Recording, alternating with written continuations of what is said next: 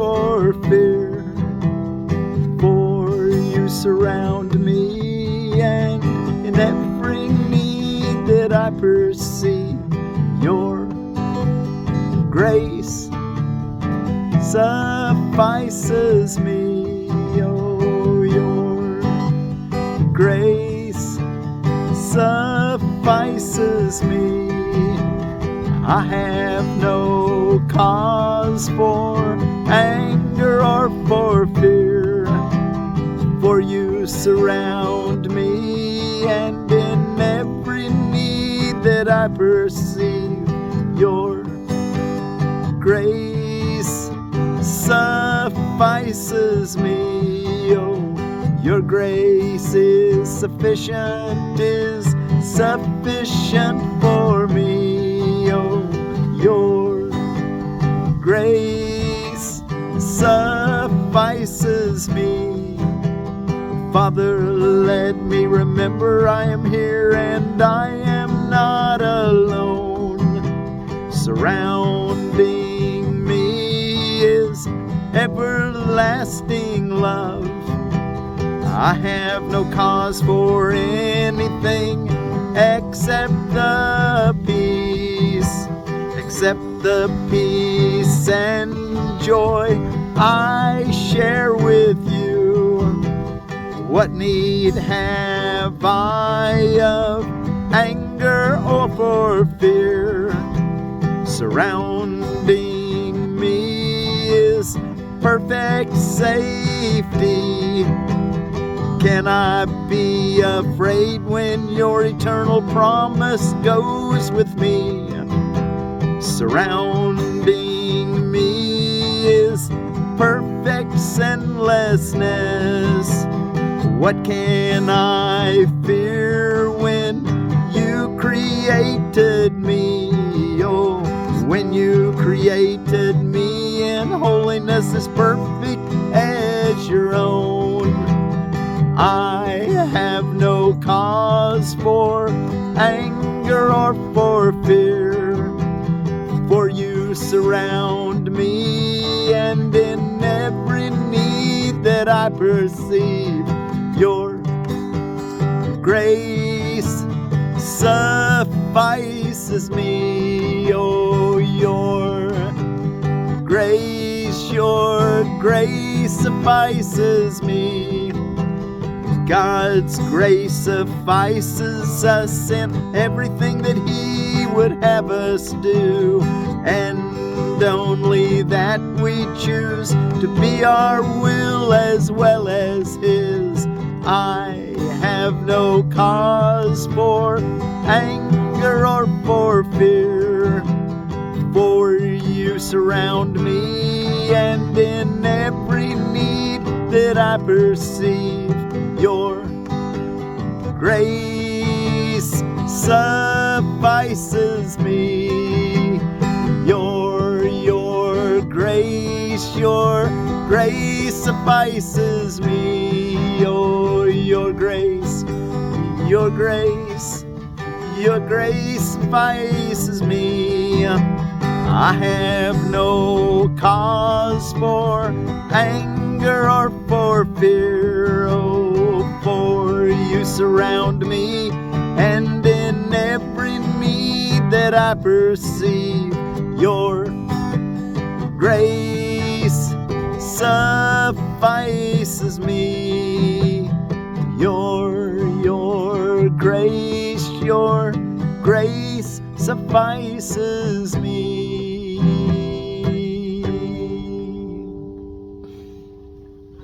Well, thank you all so much for joining me here today. I'm Forgiveness Willie, teaching forgiveness from the Ozarks, and I'm so glad you've come to join me here in this holiday season. Here on Friday, December the 13th of 2024, we're reading lesson 348 in A Course in Miracles of our 365 lessons. 348, I have no cause for anger or for fear, for you surround me, and in every need that I perceive, your grace suffices me. We're reading from the Foundation for Inner Peace this year, and we'll be reading from it again starting on January 1 next year. Join me and bring a friend if you'd like, but let's study together next year again. Or for the first time, if you just kind of found me during the year this year. And I encourage people to go ahead and jump in wherever you hear this, and then when we get to lesson 1, really give it your attention and try to build the foundation of what he asks you to do. Up until that, you're kind of maybe just listening to it and trying to see if it really makes sense to you. But if you've been following me and you feel like you want to really do it correctly, well then join me lesson 1 and just do what he says. It doesn't take much time every day. You can do everything you've been doing it and just add this little formula to your life, and you'll find that you'll give up nothing and gain everything. Father, let me remember you are here and I am not alone. Surrounding me is everlasting love. I have no cause for anything except the perfect peace and joy I share with you. What need have I for anger or for fear? Surrounding me is perfect safety. Can I be afraid when your eternal promise goes with me? Can I be afraid when your eternal promise goes with me? Surrounding me is perfect sinlessness. What can I fear when you created me in holiness, as perfect as your own? God's grace suffices us in everything that he would have us do, and only that we choose to be our will as well as his. And only that we choose to be our will as well as his. So when you're doing God's will, you'll find you have all that you ever needed to do exactly what he asks you to do. I have no cause for anger or for fear, for you surround me, and in every need that I perceive, your grace suffices me, or your grace is sufficient for the needs that I have. Okay, let's see. Let's go take a look at our associated reading for today. And we're supposed to read that every day. What is a miracle? So let's just take a moment and read through it, and I might just play my guitar as we're reading through it today. And what is a miracle?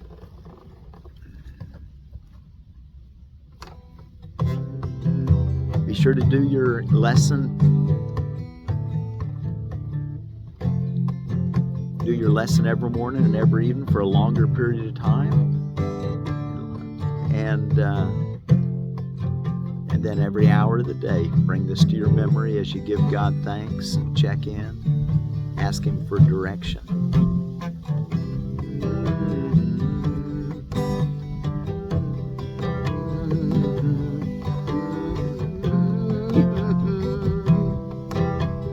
What is a miracle? A miracle is a correction.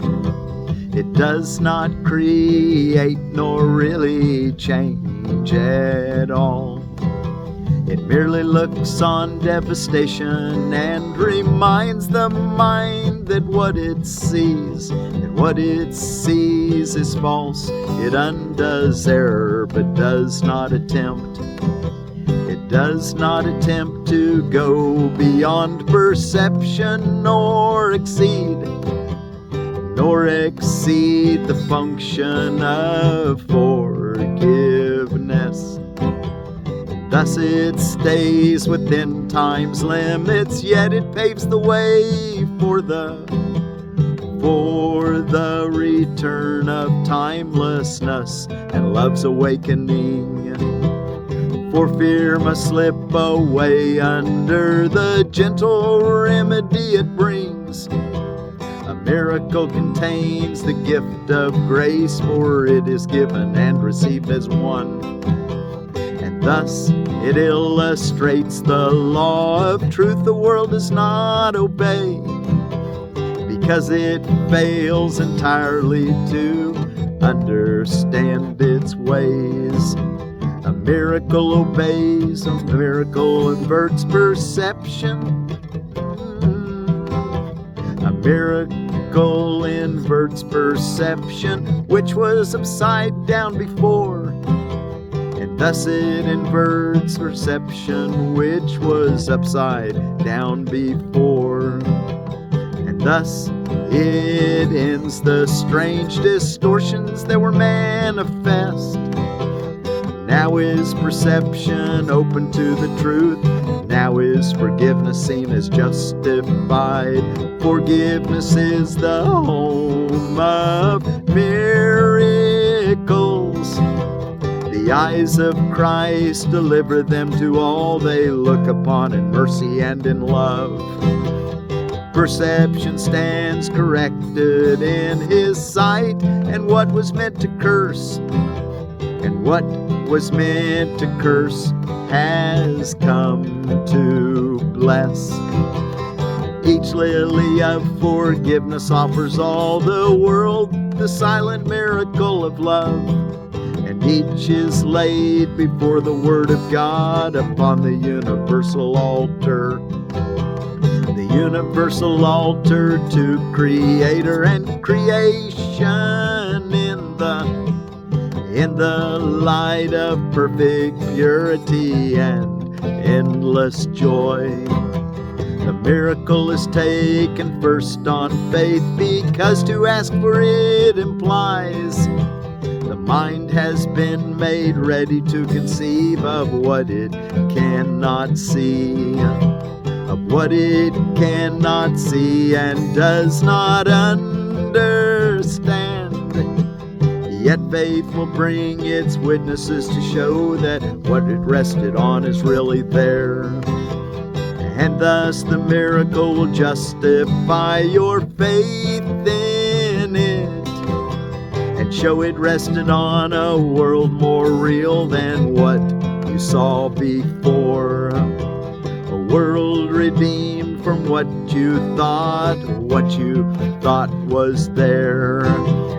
Miracles fall like drops of healing rain from heaven on a dry and dusty world, where starved and thirsty creatures come to die. Now they have water. Now the world is green, and everywhere the signs of life spring up, to show that what is born can never die, can never die. For what has life has immortality. For what has life has immortality. What is a miracle? A miracle is a correction. Okay, let's see. Let's go look at our psychotherapy, purpose, process, and practice reading. And we're about halfway through. We're in chapter 3, the practice of psychotherapy. Section 2 is psychotherapy a profession? And we left off on paragraph 6. So let's read paragraph 6 again, and then we'll go right on into the finish in this section. And take along with you all day today. I have no cause for anger or for fear, for you surround me. And in every need that I perceive, your grace suffices me. It is in the instant that the therapist forgets to judge the patient that healing occurs. In some relationships, this point is never reached, although both patient and therapist may change their dreams in the process. Yet it will not be the same dream for both of them, so it is not the dream of forgiveness in which both will someday wake. The good is saved, indeed is cherished, but only a little time is saved. The new dreams will lose their temporary appeal and turn to dreams of fear, which is the content of all dreams. Yet no patient can accept more than he is ready to receive, and no therapist can offer more than he believes he has.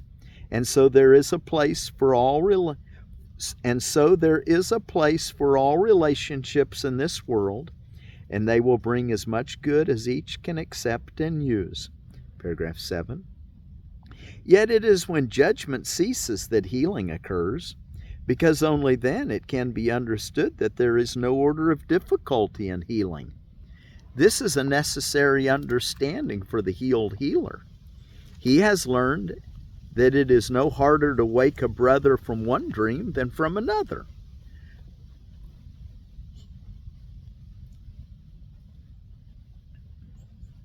No harder to wake brother from one dream than another. He's learned that there's no order of difficulty in miracles. No professional therapist can hold this understanding consistently in his mind, offering it to all who come to him. There are some in this world who have come very close, but they've not accepted the gift entirely in order to stay and let their understanding remain on earth until the closing of time. They could hardly be called professional therapists. They are the saints of God. They are the saviors of the world. Their image remains because they have chosen that it be so. They take the place of other images and help the kindly dream. They help the kindly dream, the dream of atonement. Paragraph 8. Once the professional therapist has realized that minds are joined, he can also recognize that order of difficulty in healing is meaningless. Yet, well before he reaches this in time, he can go towards it. Many holy instances can be his along the way. A goal marks the end of a journey, not the beginning. And as each goal is reached, another can be dimly seen ahead. Most professional therapists are still at the very start of the beginning stage of the first journey. Even those who have begun to understand what they must do may still oppose the setting out. Yet all the laws of healing can be theirs in just an instant. The journey is not long, except in dreams. Paragraph 9. The professional therapist has one advantage that can save enormous time if it is properly used. He has chosen a road in which there is great temptation to misuse his role. This enables him to pass by many obstacles to peace quite quickly if he escapes the temptation to assume a function that has not been given him. To understand there is no order of difficulty in healing, he must also recognize the equality of himself and the patient. There is no halfway point in this. Either they are equal or not. The attempts of therapists to compromise in this respect are strange indeed. Some utilize the relationship merely to collect bodies to worship at their shrine, and this they regard as healing. Many patients, too, consider this strange procedure as salvation. Yet at each meeting, there is one who says, "My brother, choose again." We're not on the path of ego exaltation, are we? Choose again. And the last paragraph, 10. Do not forget that any form of specialness must be defended, and will be. The defenseless therapist has the strength of God with him, but the defensive therapist has lost sight of the source of his salvation. He does not see and he does not hear. How, then, can he teach? Because it is the will of God that he take his place in the plan for salvation. Because it is the will of God,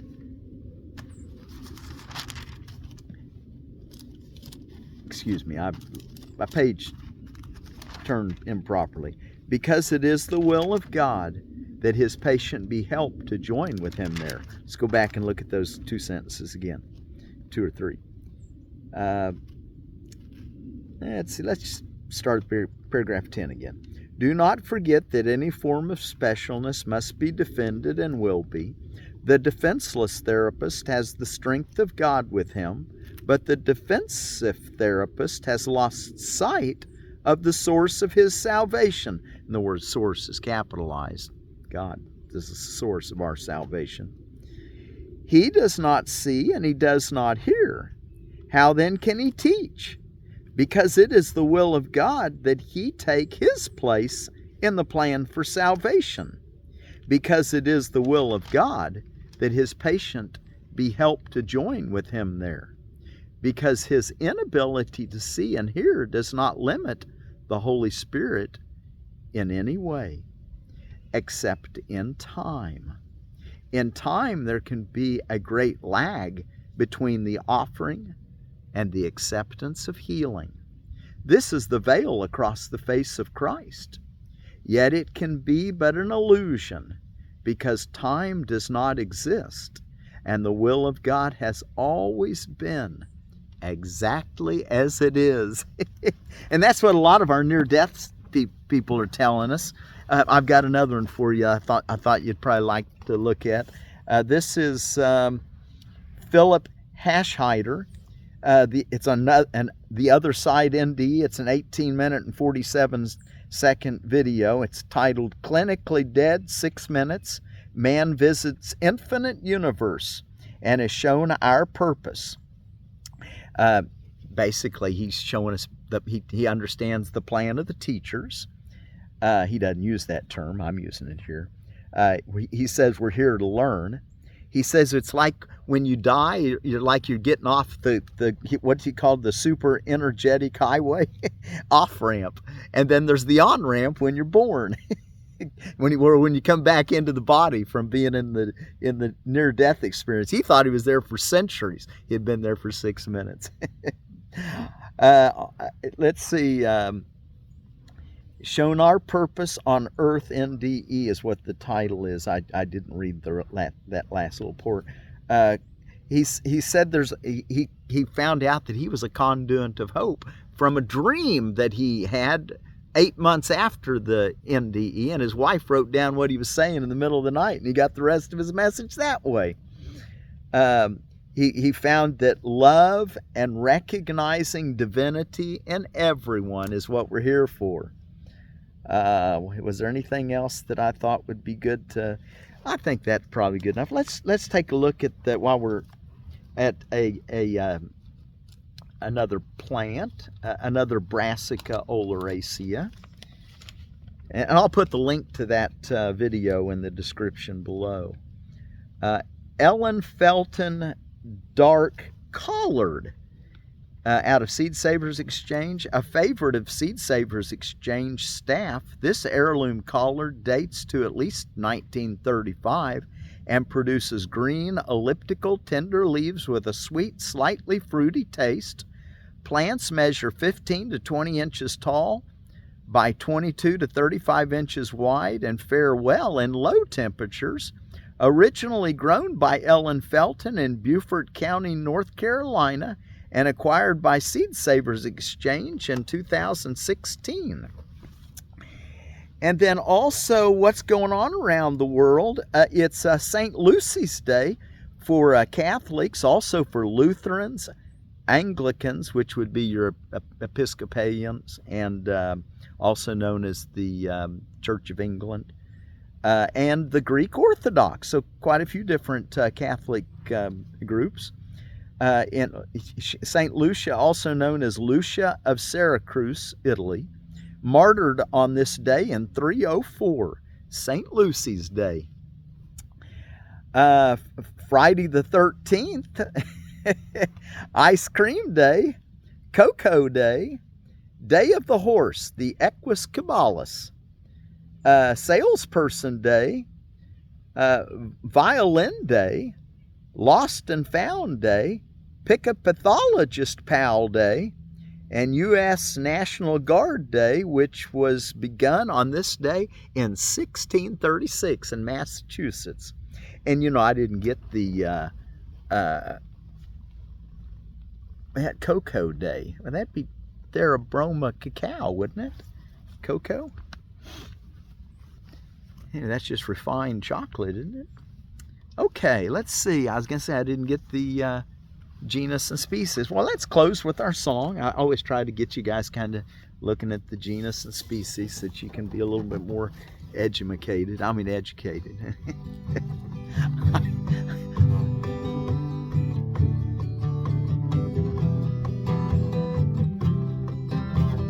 I have no cause for anger or for fear, for you surround me, and in every need that I perceive, your grace suffices me. Oh, your grace suffices me. Oh, Father, let me remember I am here and I am not alone. Surrounding me is everlasting love. I have no cause for anything except the perfect peace.